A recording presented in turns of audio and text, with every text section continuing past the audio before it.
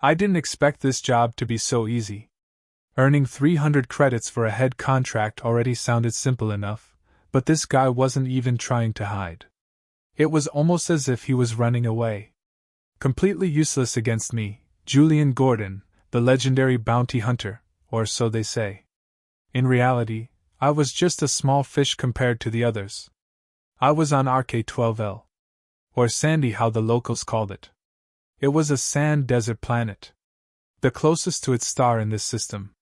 Still, the average temperature was around -3 degrees Celsius on the planet. It was dry as hell, and the only settlements were a few around ice wells and one military spaceport where my ship was docked. My contract was in Mordina named Romag Rawlog. A simple race. Looked like a mix between flies and humans. 2 legs and arms, greenish-black skin, huge eyes, but no wings. Small and ugly. He was wanted for desertion. Funny. Even though his race had the weakest military in the Alliance, both equipment and technology-wise, honor was of highest importance for them. And deserters were punished with death. Finding him was also easy. Some merchants just told me where he went for 1 credit, and from then on I have just been following his traces in the desert sand. They told me that he had fled in the desert. Weird thing was that he did it a while before I even arrived. But I didn't give too much thought to it. Steadily I was making my way trough the dunes. It was warmer than usual, and there was hardly any wind. So I wasn't afraid of losing him. After around 5 minutes I stopped. His traces indicated that he had done the same. In front of me was a small puddle of water. The temperature had melted the ice and left this. He probably drank some water here before continuing. Luckily I didn't have to drink this. Instead I pulled out a compression bottle from my backpack and drank a sip of the warm tea. Apple flavor. Nice and sweet. I packed it away again and climbed up the dune behind the puddle. I almost looked like a local with my clothes. Many layers to protect against both temperature and sand. I also had a hood on to avoid having to wash my hair for hours later. Under the layers of clothing I had my backpack and a pistol and my brand new L954 sniper rifle. Not one of these fancy energy weapons. It was a real human-made explosion-based weapon. On top of the dune I pulled it out. I needed the 24x scope to follow the traces. In the distance I saw a small black dot, and the scope proved that it was Romag. I had a clear line of vision and was ready to pull the trigger, but some kind of cosmic force lowered my weapon and turned me around. The view almost made me drop the weapon. The village I had come from was in flames and thick clouds of smoke rose up in the sky. And I saw something approaching. A vehicle. Instinctively I took cover and pointed my gun at it. A look off the scope surprised me even more. It was a Spectre 2-man hovercar with 2 Spectre officers in full armor sitting inside. Everything that happened so far just got 2,000,000,000% weirder. What were Spectres doing on this trash planet? They were the highest-ranking military officers in the Alliance. Best equipment and technology. Top training. Hell, it was said that not even Leshan warlords could kill them. The vehicle moved quickly in the direction of Romag, catching up to him a few moments later. I climbed back up the dune and looked at the scene off my scope. One of the Spectres, both obviously being human, pointed a laser rifle at the Mordiner and seemed to talk to him. After Romag seemed to shake his head, the other Spectre shot at him with the pistol and a few seconds later also fired a shot off the other officer's head. Instinctively I took aim and fired a shot at the last Spectre, and just saw his shield pop up before its insides were covered in blood. Energy shields were useless against real bullets. Luckily, I stood up only to fall to my knees again, realizing what I had done. I had done the impossible. Killed not only 1 but 2 Spectres. Well, not directly, but I could sell their armor and make a name for myself as the Spectre killer. Definitely a career boost. I forced myself up again. Reaching the scene took longer than expected. I had to take another few sips of the tea. But when I finally reached the point I sighed. There was blood everywhere. I was just about to walk to the car the Spectres had used when something grabbed my leg. I looked down and saw the face of Romag. He moved his lips and pointed in the direction I had come from. Puddle of water, dig there, box cough cough, proof for Spectre crimes, show the world. His head fell to the ground again, and I didn't even have to check to be sure that he was dead. After Romag's head dropped to the ground again, I looked away. I wasn't interested in that. I was only interested in making money right now. And with 2 almost completely intact Spectre armors and a Spectre vehicle, this should be an easy million for me. I pressed a small button on my wristband signalizing my ship's autopilot to fly to my location and walked over to the hovercar. Sadly, there was no chance of me stuffing that thing in my ship. It was just a tiny bit too large. Still, I could use some parts of it, and the fuel would probably feel better inside my ship's tank. I shrugged and moved back to the 2 dead officers. Even if they had GPS chips on them, I always had a signal jammer with me. Reason for that being that not every contract was a poor deserter. Some even had elaborate defenses and satellites watching the area.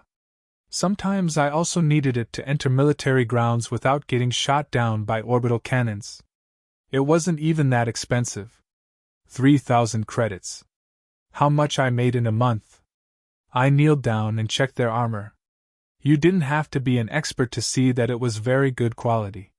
It looked custom-tailored to this guy. Some kind of carbon fiber with metal bolts visible here and there. There were also slightly damaged parts, probably because of the intensive use. Both helmets were ruined though. Sadly. They probably had the most technology in them. I picked up one of the weapons they had and carefully weighed it in my hands. There was no brand name, no serial number. Nothing except the small simple black and red Spectre symbol on the shaft.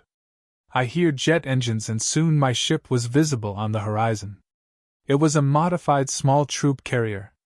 Human-made. Had a moderately sized interior. Just enough for a bedroom, with a wardrobe and a small storage bay where I kept the 2 holding cells I had for my bounty hunting duty. There was also some free space where I intended to store the armor, the car parts, and the weapons. What I needed the most right now were the tools it had in the engine block right below the cockpit. The autopilot directed it to land on top of a sand dune, and the platform to the cargo bay opened. I walked over to Romag and picked him up before walking up the dune and getting on board of the ship. There I placed him in the holding cell, started the freezing process, and climbed to the engine block to get the tools. Everything had its place on my ship, so it was no trouble finding the multi-wrench, the automatic screwdriver, and a compression bottle for the fuel. My own weapons were left on their stands on the opposing wall. There I stood looking more like some kind of construction worker than a bounty hunter. But there was still the shovel on my tool stand. I remembered Romag's last words. A part of me didn't care and just wanted to make money. But there was still that small part that kind of wondered what it was that could be so important to him that he gave up his own life to protect it.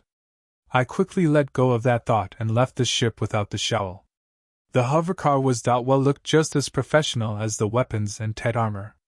Looked like the car from that old show Knight Rider. I lifted the hood and began working. Even though the vehicle was state-of-the-art, I still recognized most parts, and quickly removed them. I aimed only for the more expensive ones though. Like the anti-gravity generator, the fuel pump, or the headlights. It almost looked like the parts were made and built in so that they could be replaced easily. With all important parts built out, I quickly plugged in the compression bottle, and after making sure that it was pumping out the fuel, I carried the parts to my ship. After that I started playing around with the armor the Spectres had. It turned out being easier than I imagined to take it off. Basically all you had to do was pull a small lever, and it just fell off. Luckily the 2 guys were wearing clothes beneath their armor. I carried it inside and returned to get the now full fuel cell and my tools. Everything had its place, so it took me 5 more minutes to sort everything. Putting back my tools, I saw the shovel again, and again this one part of me spoke, saying that I should at least check it out. It might be worth something. I stood there for at least a minute going trough Romag's last words. If it was some kind of evidence, it might get me into trouble. But it could also be worth something. Maybe I could even blackmail someone with it. One thing was sure, I already had trouble with the Spectre because of what I did here, so basically, it couldn't get much worse. I grabbed the shovel and ran out. The wind had picked up a bit so that I had to rely on memory instead of any traces left behind by me or Romag. It didn't take me too long to find the place since I wasn't wearing any heavy equipment. The puddle of water had already started to freeze again, so I had to hit it with the shovel a few times to break it. But soon after I started digging, I saw the box. A greenish metal box. Like one of those the military used to store ammo. I was about to open it when I heard a pulse rifle charge behind me. Oh no. The signal jammer was still with me, and I was too far from the ship to block the locating system.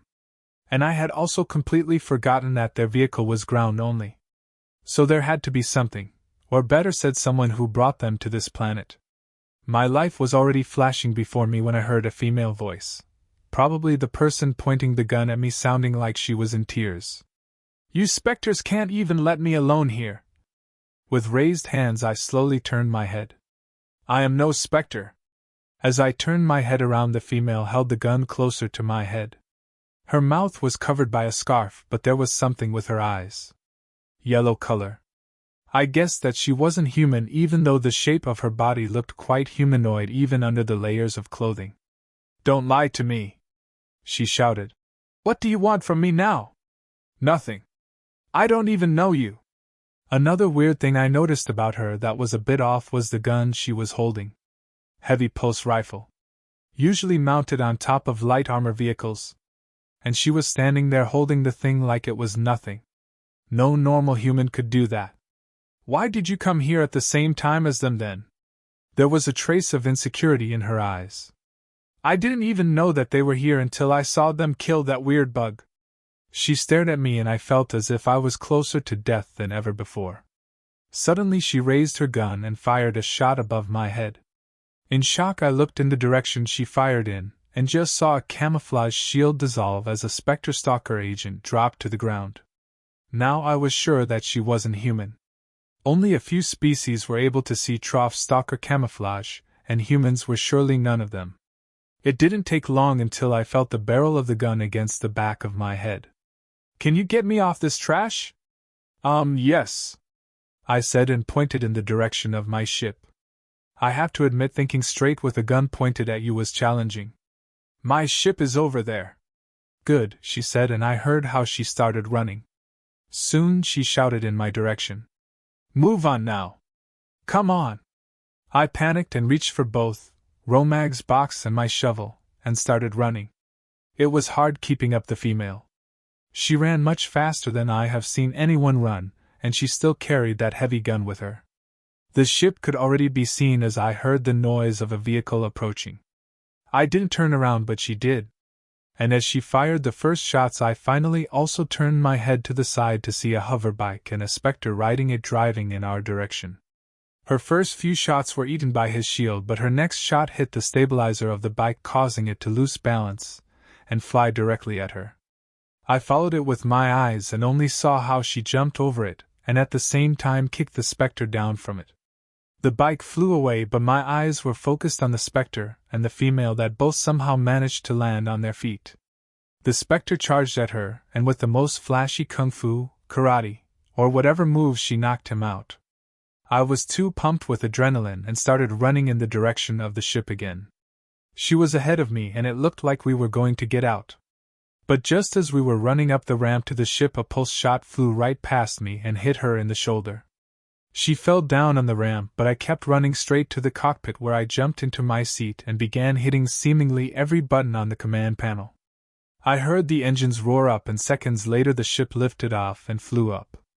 I took a second's rest and, grabbing the medipack from the wall in the cockpit, returned to the storage bay of my ship.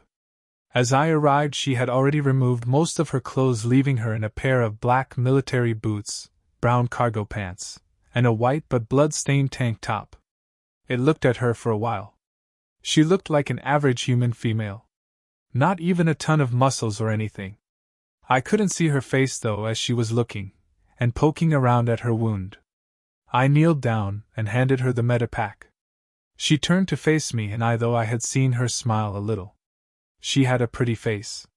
"Thanks, but I don't need that," she said with a calm voice.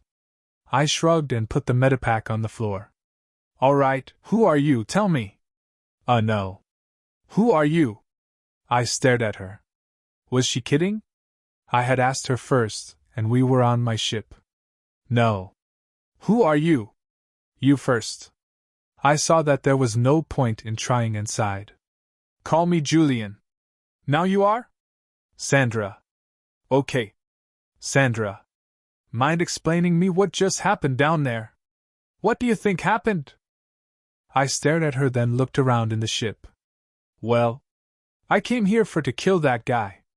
I pointed at the cell where Romag was. He was frozen. Romag! You killed Romag! Why? She shouted at me and I felt her anger. I didn't.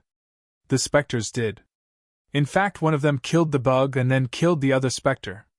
Then I killed him. Why would you want to kill Romag? I'm a bounty hunter. There was a bounty on him. Yes. How much? 300.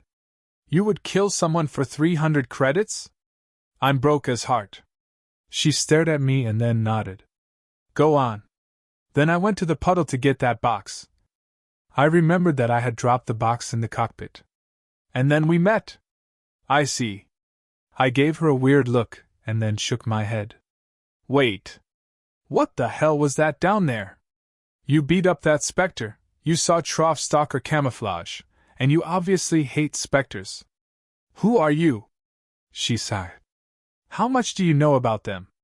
Well, they are the Alliance's best soldiers, and they are selected from the best militaries. And none should be able to beat one up like you did. She smiled. Maybe she thought that was some kind of joke. No. They aren't selected. They are made. They take the best soldiers and enhance them genetically to turn them into what Spectre are. And how come you know that? They got the perfect genetic material from me. I am the source.